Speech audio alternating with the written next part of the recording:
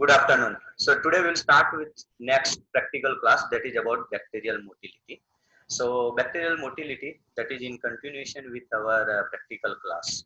So we can see that how we will proceed in today's class. The objective of today's class is you should be aware about the motile bacteria, why they are motile, how they are motile, and where we are utilizing their these features. And second part, that is what are the different method to assess the motility of bacteria and how we can perform this method. So this is the objective of today's class. Now we will move with some basic objective or basic information. The first, that is about introduction. First, that is about the introduction of this motility class. So introduction, we can see that bacteria are generally divided in two broader class. One that is known as motile bacteria and other that is known as non-motile bacteria. So question will come that what mean by motile? So motile, that is the ability of any bacteria by which they can move to one place to other. That is known as motility. Or in eukaryotes or in human, we can say locomotion. So motility, that is a feature of some bacteria, and those bacteria which can move from one place to other place, that is known as motile bacteria. Now, why they are motile? Question will come, why they are motile? Then it is simple that in search of food they are moving from one place to other place. If they cannot move, then they may die starve. So what will happen? There is a signaling that will attract that bacteria to particular site where there is a nutrition is present, and that particular phenomena that is known as chemotaxis. So chemotaxis, you can see that chemotaxis, that that is a capacity of bacteria to attract or to move towards certain chemical signals. So that's why they required movement. And how this movement or ability to move that will provide to bacteria, that is because of presence of some organelles. That organelles are generally considered as locomotor organelles, and chiefly flagella is one of the most important one that provide the motility to bacteria. The second, that is known as cilia, pseudopodia, and other. But the important one, that is a flagella. So now you can see there are some bacteria, even though they don't have this locomotory organelles, then also they can move. So by which they can move, that is known as gliding. Okay. So by gliding mechanism, they can move.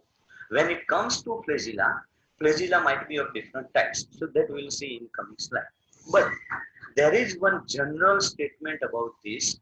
The general statement about presence of flagella is almost all spiral bacteria and about half of bacilli are motile, whereas essentially none of cocci are motile. So chiefly or general statement can be true for almost all type of bacteria.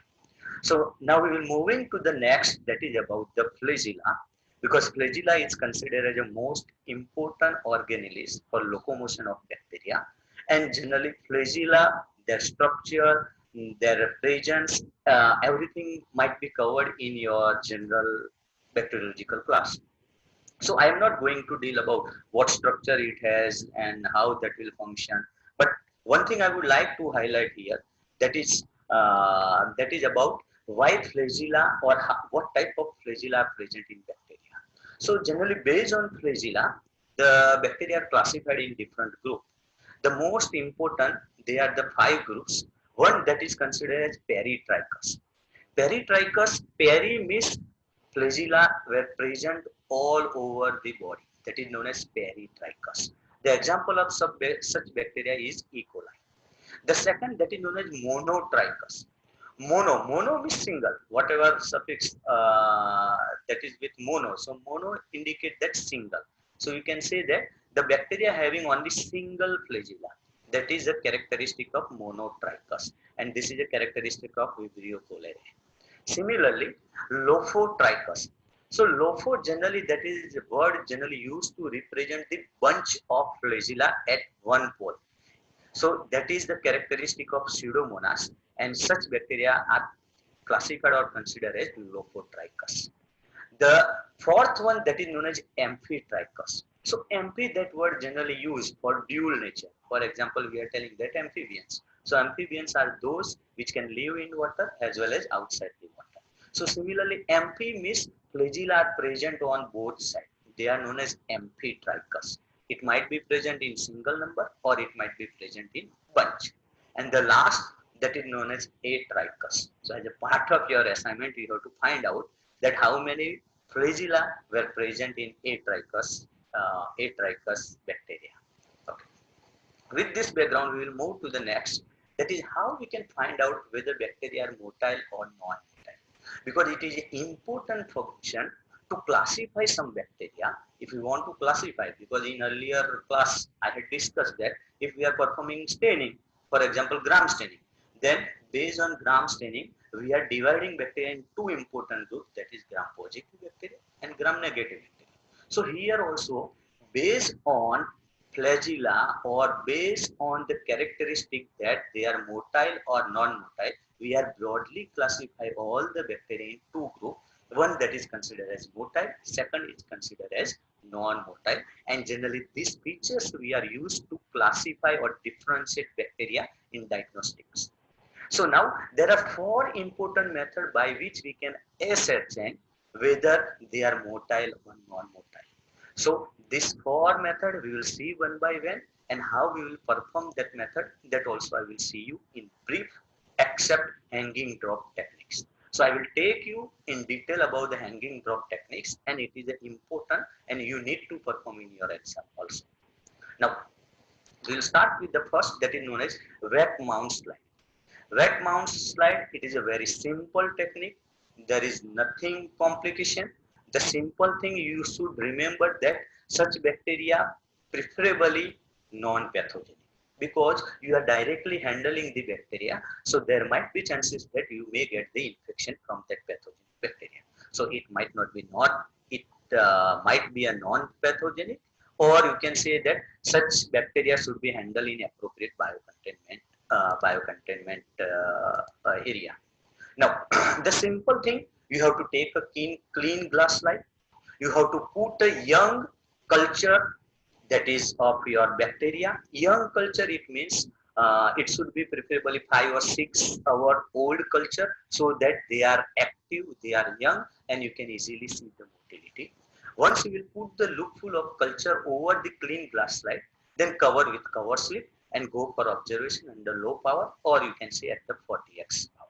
So you can observe the motility of bacteria very easily. So this is the first and very simple method. The second method, that is the indirect way, that if the bacteria that contain the flagella, okay, so we can say that if flagella is present, then we can say that that bacteria are motile. So what we are doing, that last class I had mentioned that we can go for demonstration of presence of flagella by staining, and that requires special staining because flagella are very thin, that required to be analyzed, and that must be specifically stained, so that a good contrast will provide and that can be easily visualized. So that's why for observation flagella that requires some special staining. And last class I had also mentioned about Lipson staining and other staining. Here I had also add up few more staining method that is particularly used to demonstrate or to observe the flagella. And these are the two photographs you can see. If you are using rosanolene dye, then you can observe bacteria, and these are the flagella like this. Whereas if you are if you are staining your slide with silver nitrate along with ferric tannin, then you can observe the bacteria like this. Okay, this is a periphragmus. So what I mean to say that if we can say that particular bacterial culture that has flagella, then indirectly we can say that they are motile. Okay. Now moving to the third, that is known as semi-solid media. Sometimes it is also considered as a motility testing media. So motility testing media, that is nothing special, but only thing is that the agar percentage is low. They are not solid, they are little bit semi-solid, so that a motile bacteria can easily move inside the that particular agar plate or agar tube. So you should remember here that normally whatever we are preparing agar in our laboratory, that generally contain 1.5 to 2% agar. So this 1.5 to 2% agar, that is sufficient to solidify your bacteriological media. But when you are adding, but when you are adding only 0.4% of agar, that 0.4% of agar, that will not make them solid, but that will give some semi-solid consistency. And once you will prepare such media, then you can use such media for inoculation, for testing whether your bacteria is motile or not. So how we can perform this inoculation? So the special techniques, okay, earlier sir might have covered different type of inoculation techniques for aerobic cultivation, like lawn culture, step culture, slant culture, and other. So here we are supposed to use step culture. So how we can perform the step culture? We have to prepare the slant or semi-solid media in test tube like this. You have to take your culture in a straight platinum wire loop. This is covered with your bacterial growth. You have to inoculate the platinum loop covered with bacteria inside your this semi-solid media. So that is known as stabbing. Stabbing એટલે ગુજરાતીમાં ભોકવું. Okay, કોઈ પણ વસ્તુ આપણે ભોકીએ અથવા ચપ્પુ આપણે ભોકીએ કોઈ જગ્યાએ, કોઈના ખૂણ કરીએ, એને સ્ટેબિંગ કહેવાય. તો અહીંયા આગળ પણ we are using platinum loop to stab the media to inoculate the bacteria, and then we are removing this platinum loop. So your stab is inoculated with media in the center of your that motility media. Now you have to go for incubation, and after incubation, next day when you are observed, you may observe like this. Okay, so generally your bacteria might be a motile or non-motile. So you can see that if they are motile, then they can easily move inside all the media. So there is a no demarcation because you had inoculated in center, but they are motile, so they can easily move to all the area of this step. Okay, so such growth if you are observed after incubation period, then you can say or you can consider such bacteria as a motile bacteria. But in contrast to this, if you are observing growth like this, means growth is restricted towards the streaking line. Wherever you had stab, growth is restricted to in this stab line, then you can say that this particular growth or bacteria, they are of non-motile. Now, many times it is difficult to observe the growth. If they are especially slow growing bacteria, then we cannot visualize the growth in short incubation period. So either we can go for the prolonged incubation period, or sometimes we may use the colored indicator. So this color indicator gives a color to motile bacteria, and that is easy to visualize. So you can see that if you are using the semi-solid media with tetrazolium chloride. So tetrazolium chloride, that is generally used as a color media or color indicator to observe the motility of bacteria. So in such case, this is the three possible ways. You can see that this is a highly motile bacteria that had covered entire semi-solid media, and this is considered as motile bacteria. This is also considered as a motile bacteria because you can say the streaking line, besides streaking line, they move somewhat away from that streaking. That's why they are also considered as a motile bacteria.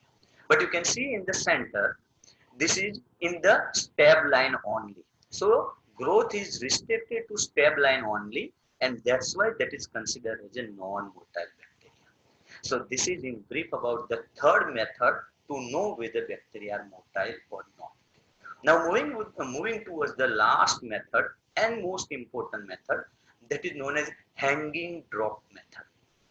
Now hanging drop method, one should know that why it is known as hanging drop. Okay, everyone knows that drop. Drop means one small amount of your culture, that is known as drop. But hanging means we are hanging that drop from something on the top. So that's why that method is known as hanging drop. So now in coming 1 or 2 minutes, you will see that how we are hanging the drop of bacteria in our slide. So for this particular hanging drop method, we require special slide that is known as cavity slide. So this cavity slide, generally it is important for your spotting because we usually keep this cavity slide for identification of spotting in practical exam. So this is generally different from your ordinary slide because it has one concave cavity at the center, and that concave cavity or depression that is particularly utilized to hang the drop through the cover slip. So that's why that is known as hanging drop method. So this is a diagrammatic representation that how we can do. Okay. So the first we are taking the slide that has cavity inside the center, and we are putting the petroleum jelly around this cavity. If we don't have petroleum jelly, we can also use a paraffin, liquid paraffin. If we don't have paraffin in laboratory, then we may use the Vaseline, or you can use any sticky material around this one. So you have to put this sticky material around the cavity. Now, at the same time, you have to clean your cover slip, and you have to put a small drop of bacterial growth. Again, it should be a young bacterial growth so that you can easily visualize that motility. And once we are putting the drop of bacteria over this cover slip, now you have to inversely put this cavity slide over your cover slip in such a way that this drop will come at the center of your cavity of slide, and then you can invert your slide. So once you will invert, you will see like this. This is your glass slide. This is a cover slip, and inside this one there is a drop that is hanging from your cover slip, and that's why this particular technique is known as hanging drop method to observe the motility of bacteria. Now, this is a diagrammatic representation. Now we will move towards one video where you can see that how we can perform this particular procedure. So this is like demonstration of this hanging drop method. I took this video from YouTube, so you can also observe this video from this one. So first of all, I would like to thanks this one to share this video. Okay. Now, beside this one, you should know that what material we require.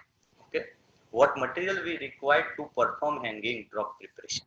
So first requirement, that is young growth culture. Young growth culture I had mentioned earlier. Young because that contain all the bacteria. They are of at the log phase, and you can observe the maximum motility. Second, we require the slide with adhesive and paraffin. Slide that requires special slide that is known as cavity slide. Paraffin, if you have, otherwise Vaseline and other sticky material, that's sufficient. And platinum loop, of course, it's a mandatory for all the microbiological work. Cover slip, okay, Bunsen burner and microscope to observe this slide. So with this requirement, we can start this hanging drop method. Now, the next step is we have to prepare or we have to perform this thing in biosafety cabinet if we are handling pathogenic bacteria. So these are the cavity slide. You can see in the center there is a cavity. Okay, this is also the cavity slide. Okay, this is demarcated with paraffin. Now we are putting one cover slip. It should be sufficient in size to cover your cavity so that we can overhang this one. We can cover the entire cavity. Now this is a loopful of growth. Now we are taking a loopful of growth and putting a small drop over this slide. It must be a sufficient that it can hang from the cover slip, and it must not be larger so that it can stick to your cavity. So then only it can hang from the your cover slip. Now the next step that we have to put the paraffin around the your cavity. Okay, so over this slide there is a cavity. You have to put the paraffin around the cavity, or you can also put a 4 drop at the corner of cover slip. The motto of putting the paraffin is your cover slip should stick to that particular slide. Now, now we can go for inverting of our cavity slide. So once you will invert your cavity slide, it must be such that your cavity comes exactly over the drop of your growth, and you have to invert it. So now you can see that inside that cavity, the drop is hanging from the cover slip, and now it is ready to observe under the microscope. Okay. So once we are observing microscope, you have to require some adjustment because it required less amount of light. So you can adjust the light source as condenser, and you can go for low power of lens for initial observation, or you can say adjustment, and later on you can move to the higher power of observation. So once you will observe under the low power of magnification, you can observe like this. So this is a drop of your growth. This is a empty place. And once you will observe like this under 10x, you can observe that okay, edge is okay, and you may not visualize the bacteria, but you can point out that this is the edge of my drop. So once you will point out the edge of drop, now you have to move towards the 40x. So 40x, this is a schematic diagram. Inside the drop, you can observe the bacteria. Now you can see these are moving bacteria. Okay, the black dot, this one white to black. Okay, contrast this one, this one. Okay, they are moving from one to other place. So if you are observing such motility under 14x at the edge of your drop, then you can say that your bacteria are motile. Okay, so this is about the demonstration that how we can perform hanging drop method. So with this, I would like to acknowledge this website. You can also go to this video and observe. And we will move to the last, that is thank you slide. And before thank you, your assignment is ready for this one. You have to find out this assignment and you have to prepare this assignment. This is also useful for your theory class. So I thanks everyone for listening me very quietly. And if you have any question, definitely you can WhatsApp me, or you can call me, or you can email me on this number. Thank you everyone, and we will take the question if you have any. Okay.